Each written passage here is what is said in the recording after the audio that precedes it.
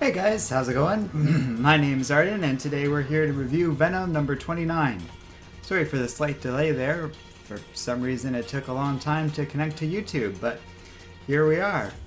So, we had a pretty interesting stream on Tuesday night. I want to talk a little bit about that, and that's why I kind of picked a Donny Cates comic to review next. For one thing, it was very nice of him to join us on this channel and answer all your questions. I really could have just listened to him talk about whatever for hours. You guys had interesting questions, and I was happy to just kind of passively listen. That was cool as hell.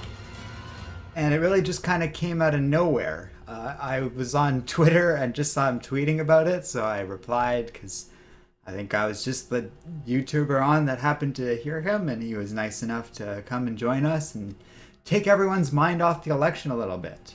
The downside of that was I had to be like, all right, time to stream. So set up all the mics, figure out a way to flip it from this usual setup into something where Donny Cates could talk and it would mostly focus on him.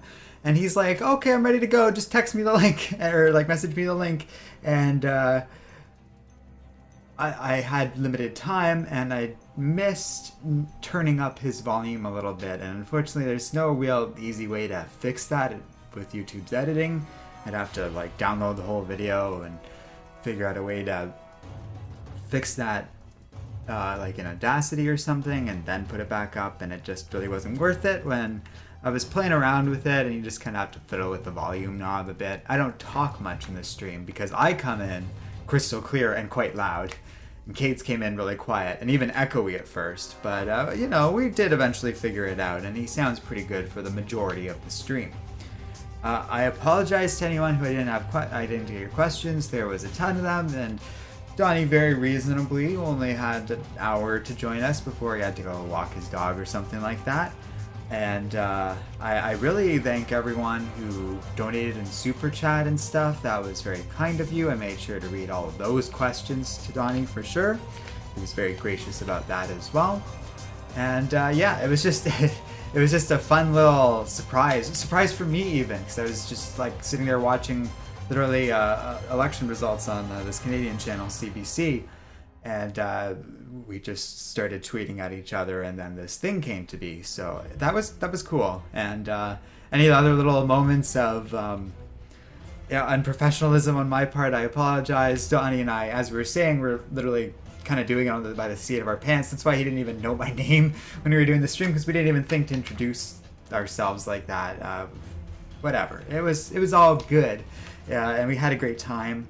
I apologize to Leah Williams. I was trying to keep up with her in chat, but she was hanging out there too, which was also cool and random. And it ended up being, not necessarily in terms of views, but just in terms of fun, sporadic enjoyment, one of our most successful streams so far. So that was really cool and definitely had me thinking about options in the future. The way things were kind of going, I was like, you know, that generated a decent amount of revenue, and my thinking beyond that was like, well, one reason I've kind of been reluctant to do fundraisers with this channel is I've been a little unsure of what kind of money we can bring in. So what's the point of a fundraiser otherwise? But I'm thinking if we get writers on board, we can maybe, like, next time there's a cause or like some sort of emergency worth raising funds for, I think we're gonna try and do something like that. I'm gonna put out some feelers to some writers I know out there, and then we can even just do it like passing the torch. Cates joined us in that stream not because Leah Williams joined us in the Cates stream not because she's a fan of YouTube, but she knows Donny Cates and was kind enough to join us. But that tells me, oh, okay, if we're doing a charity stream, we could probably persuade her to join after Donny does his thing and do a longer thing where we potentially really bring in some money or something, you know, for a good cause. That's where my motivation is for that. I don't need to be recruiting writers to make money on my end, but I do appreciate the super chats though. That was really nice. Karsten Logan and Kay Garrick, thanks for joining us. We'll talk about the comics soon enough, but I figured it would be natural to want to talk about this. People are going to probably have questions about the Donny Cates stream that really came out of nowhere. It was a fun time though, and huge thanks to him. I thanked him on stream. I thanked him on behalf of viewers and stuff, because there was a lot of really nice comments you all wrote to him about that, but he wasn't really reading them live. He was focusing on answering the questions, and he had some fascinating answers about storytelling in general. Another thing I was thinking of out of that stream is I really just kind of want to have Cates on to talk about Buffy the Vampire Slayer in the future, because apparently we're both a fan of that. We're both a fan of the same podcast. I didn't talk too much about my podcast interests or too much like that. I just noticed we had a lot in common, and I thought that was cool, and I would love to have him on just to talk about Buffy. Sounds like he doesn't have much of an outlet to talk about that, and neither do I, so that would be great. As Riel1984 says, no offense, man, but Marvel Comics sucks now. The MCU does too. Now they both suck. Well, it's interesting you say no offense, because I don't take that personally whatsoever. We were just talking about me interacting with a big Marvel writer, but that's, and I wouldn't be like, that's not the kind of thing we'd be talking about with Donny Cates on, because that'd be rude. But in the context of this stream, I would be shocked out of my mind if Cates was watching this now. We're allowed to express our opinions. Personally, I disagree, but it's not an unreasonable opinion that you expressed there, especially because you expressed it quite politely overall, I'd say. Again, it's not the kind of language you'd say to a writer's face, but that's not what you're doing. And and then maybe that's a good transition to this comic in particular. I am enjoying Venom right now, and I enjoy the series on the whole, but it's not for everyone, and I think there's hefty, legitimate criticisms to be made about this series, Marvel Comics in general, and the MCU. I think if you're going to argue that DC, especially the DCEU, is somehow superior, you're going to kind of lose me there, but we're allowed to have opinions. I didn't take offense at your opinions, and I would assume you wouldn't either. Now, we also might be getting a bunch of data issues. I'm getting all sorts of weird numbers and messages from both OBS and YouTube, but it looks like it's sorting itself out. And that actually might have to deal with, it took a minute for OBS to somehow communicate with YouTube today. And to me, that makes me suspect YouTube's acting up more than my internet connection at the moment. I could be wrong, but if you guys are getting buffering issues or anything like that, I apologize. I don't know if I can do anything about that now. Okay. Yeah, now I'm getting good messages from both YouTube and OBS, so hopefully whatever was happening has fixed itself. For those of you watching this in post, are probably seeing no delays at all and wondering what the hell I'm talking about. Kay Garrick says, how do you see Thompson coming back as Venom? I don't anytime soon. This Venom Beyond story has been a nice treat to give us a taste of Agent Venom back, even though it's not him anymore. But, that kind of came up when we were talking with Donny Cates. Someone asked him if he had plans beyond Venom 200. Because I thought his plan, or his answer was going to kind of be no. That King in Black was kind of going to be his crowning achievement, and then Venom would sort of end with him on 200 or something like that, or he would wrap it up after, but that's not the indication I gave. And if you listen to that stream and his answers, it's funny, we just have now more information than we normally do, because it ended up being, and he answered, that's the other thing that was cool about Cates, is he answered a lot more questions than I thought he would. I saw a couple of my questions, if you listen to my wording, I kind of expect him to say oh, you're gonna have to do it. And it happened once with a question about crossover, which came out today, by the way. If you want to check out a cool Donny Cates book, I'm sure that's a good place to start. And I don't mean to gush about him too much, but he did a cool thing for his fans more than anyone else, and I really appreciate that, and it was neat we got to be part of it. So yeah, I'm going to appreciate that. It doesn't really affect my judgment of this book, but I liked these books before all this happened anyways.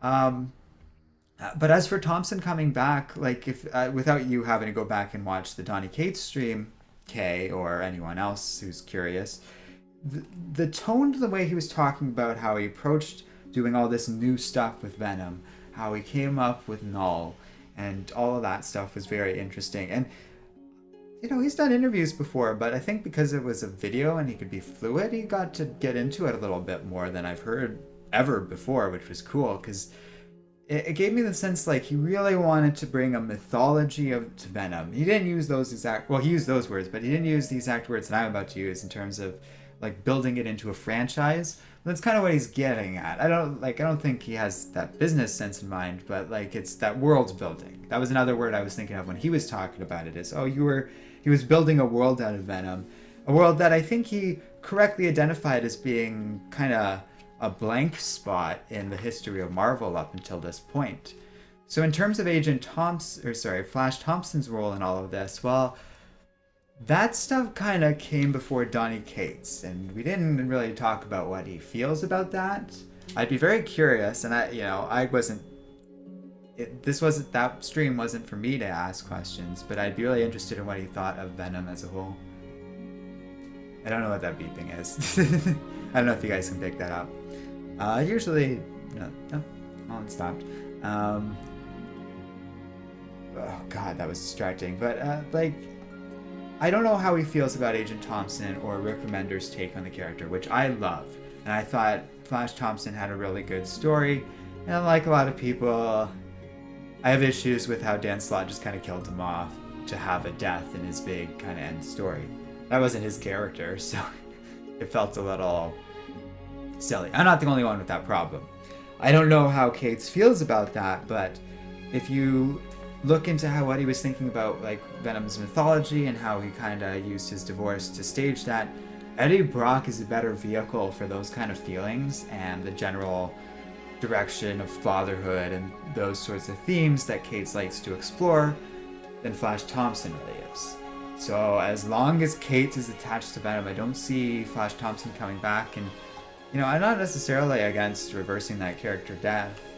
They haven't really done anything interesting with Flash Thompson since Rick Remender left Marvel, so I'm perfectly content with that being in bed for now.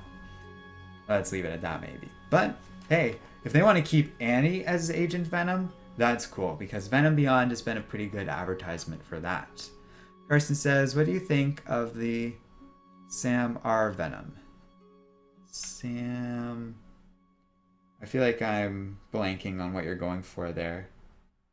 You're gonna have to help me out. I'm sure it's something obvious that I'm missing. I'm trying to think of who that could stand for, because we have Deadpool, Peter Parker, and I don't even remember all the other characters in the story, or like out of that Venom team, because they're not really in this book. So you're gonna have to help me out there if you want that question answered. Dylan Searchy says, I like the cover. I do too. It looks great. Who did the cover? That's a good question, actually, because it's Ryan Stegman, J.P. Mayer, and Frank Martin did the color, so that's why it looks cool. That's a Ryan Stegman bit of artwork. Oh yeah, you can really see that now that I'm looking at it. Yeah, that's awesome. And I should say of the art in this book in general, by Luke Ross, Jesus Burdov doing the coloring, and Clayton Cowles doing the lettering, looks great. I used that thumbnail of Annie. She's just well drawn, and we flash back into the history of this new Venomized universe in this issue. And so things get a lot more colorful and bright in this book compared to the rest of the story arc so far, because we're flashing back to a happier time in this world's history. And it looks so good. The use of, Arbitrov's coloring looks great because he kind of brings it to life, but even just the detailed pencils and showing, it's really only over the course of like 5 or 6 pages, the history of this world. It's great. Oh, Sam Raimi Venom. Gotcha. That's what Karsten Logan was saying. Sorry. Yeah, okay, that makes sense. Visually, even for a movie that's like almost 15 years old now, it doesn't look terrible. Character-wise, there's nothing there, right? The symbiote doesn't even talk. I would definitely say the Venom movie version is a step in the right direction, but they gotta work on that alien's dialogue in the movie. You compare it to something like how Cates writes this, or like we were talking about Rick Remender. I think Rick Remender, I said so many nice things about Cates in the stream, So don't get me wrong, I don't dislike the guy or anything, but I think Rick Remender's my favorite Venom writer. So I'm with you guys on Agent Venom being great. But like I said, I just they weren't using him after Remender was gone, so that's where I'm less like convinced about all of this. Although he was fun as a Thunderbolt, I remain a relatively lonely fan of his time on that particular run. So I guess we've kind of danced around what this book is about, but it's really all about Dylan's history on this alternate universe, how Annie mothered him, and he became sort of possessed by the forces of Null and gained power over the symbiotes and took over this world. It's nothing shocking in terms of what we've kind of gleaned from Venom Beyond so far, but it is cool, and it leads to a confrontation where our Matt Gargan returned Venom ambushes the team and attacks them, and Dylan of the Prime Universe kind of gets that same Null look in his eyes with the crazy spiral instead of his pupils and iris, and he's able to just wipe away Matt Gargan's new symbiote in one gesture, basically. It's a cool moment and has all sorts of terrifying implications for what's going on with Prime Universe Dylan. He insists that he's not like this alternate universe one that became sort of possessed by the symbiotes and just began multiplying them and took over this world. But he clearly, there's something going on with him, and obviously, it's ironclad at this point that this stuff's going to be coming up in the big Marvel event King in Black. It's kind of interesting that Cates had done such a massive series of ideas with Venom that there's been these two crossover events now for it. I am sure people disagree, and I don't fault you for it, but personally I think it's justified. This Null stuff to me is interesting enough and dynamic enough, because it really is just like xenomorphy stuff. It's funny that Cates mentioned The Crow was an influence, and I said outright to him, I was like, I've read a lot of your books. It makes sense you're a fan of The Crow. The second he said that, that's what I like. I was just like, oh, yeah, that makes all the sense in the world. And like, so he has a certain type of sensibility when it comes to this stuff, but I personally like it, and because of that, when we have something like Null that is, I guess we'll say, something we've sort of seen before. We've seen like weirdly otherworldly godlike villains, and we've seen creepy aliens along the lines of Null, even if it hasn't ever been exactly quite the same thing before. But Cates is able to give like these characters presence. So when Carnage was, the main villain of Absolute Carnage, and in that first issue he's just walking around Eddie Brock about like his new form and abilities, that had weight to it. And it's the same kind of weight that I remember from the first time like Cates did the Venom book, like in that first graphic novel where Venom got wings. There's that big encounter in the tunnel where like just the cars are exploding or whatever happened, but it's just got like that fire to give it this really dynamic sense to it. Then they fight a giant dragon and Miles Morales gets scooped into it, and they just literally throw at us like, oh hey, Miles kind of remembers how Venom killed his mom in that other universe. Just all around that, just to add a little bit of like, oh, like Cates does his homework and stuff too, and really knows his Venom and World of Spider-Man Beyond even. K. Garrick asks a great question. Do you feel that good color can make so-so art better? That's interesting and very loaded. I would say color struggles with that. You can appreciate good color in a poorly drawn book to a degree, but let's say you had Jesus Abertov color a book like penciled and inked by modern Frank Miller, not 1980s Frank Miller, but like Dark Knight 2, Holy Terror era Frank Miller. I don't think a colorist can salvage that. I think a colorist can enhance art especially when the art's good to begin with. And this book, and like even this page in particular, is a solid example of that. That's a well-drawn page, and then you have an excellent colorist, and this page too, bring it out with like that sunset image and stuff. And that gets into like, these are the innocent moments of this alternate universe. And same thing with this one. So they really evoke something.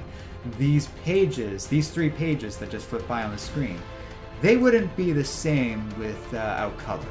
And you can see that all the time in pencils, but like the effect really wouldn't be there. And sometimes you have something like Batman black and white, and then that sort of thing can work, but it really has to be drawn that way from the beginning and almost universally well inked to kind of make up for that. And sometimes those books have a colorist who just sort of works in shading to just because you need to make it look right.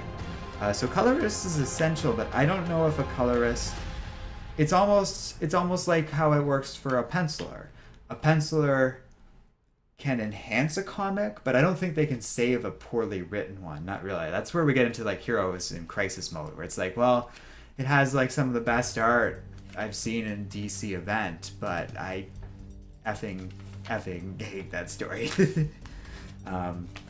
So yeah, a weird review today. I apologize for plugging, I guess we'll say, the Donny Cates stream so much, but I did want to talk about it a little bit because it felt like I kind of dropped that in everyone's lap without much explanation or anything really. And I just wanted to talk about my side of that experience because it was interesting. It's not the first time that we've, had a writer or an artist on this channel or anything like that. It's the first time we've ever done anything like a live stream though, and I think it was very appealing to someone like Donny Cates, but really like a writer or an artist in general, to be like, oh, you don't have to plan it. It took pressure off of me. I didn't have to like research that dude's career or anything like that, because I didn't know things, and he didn't expect me to know, which was fun. It took a lot of pressure off of me, which was great. And he's such a laid-back guy. So I knew I was going to talk about it on whatever stream we did next. I feel like if I didn't kind of nip it in the bud right at the beginning of stream, we would have been getting questions and stuff about it. Especially because the plan wasn't to talk about this book next. But you kind of got to play things by ear for that reason. I don't know, I wanted to talk about one of his books after this. I wanted to talk about Crossover, but I've been sitting on this book for a week or so now, and it was overdue, so I figured we'd start with that. But I do have Crossover #1, and I'll let you know what I think about it when I get around to reading it. So, yeah, thanks for joining me in stream, everybody. Thank you for putting up with my long talk about, like, Donny Cates more than anything else. And we'll leave it at that. But I will maybe just drop a hint that I recorded something that I think you'll all find real interesting today.